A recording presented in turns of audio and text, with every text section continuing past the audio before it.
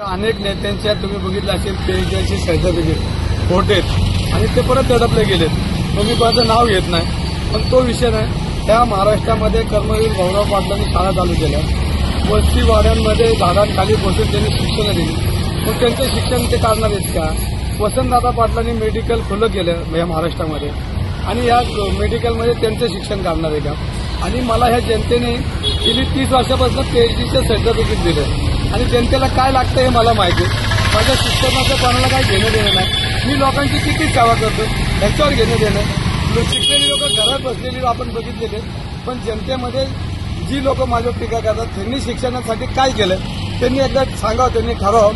आणि ते दिवसभर कुठं बसलेले असतात ते त्यांनी सांगावं. मी त्यांचा इतिहास बघा, जे माझे उमेदवार आहेत ते दिवसाचा त्यांचा वेळापत्रक बघा, निवडणुकी सोडून ते कुठं बसलेले असतात ते शोधा आणि त्याची माहिती घ्या. आणि त्याची माहिती घेतल्यानंतर तुम्हाला नाही सापडली तर मला विचारा. मी कट्ट्यावर असतात, कुठल्या चौकटीत बसलेले असतात हे विचारा. आणि मी जनतेमध्ये पीएचडी घेणारा कार्यकर्ता, जनतेने मला पीएचडी दिली. आणि तुम्हाला जर आमचे प्रतिस्पर्धी उमेदवार दिवसभराचा त्यांचं वेळापत्रक बघा आणि तुम्हाला नाही सापडलं तर मला सांगा. मी तिथं तुम्हाला बरोबर सांगतो कुठं असं. त्या महिनाभर फिरतील पण नंतर ते कुठं बसतील तेही सांगतो तुम्हाला.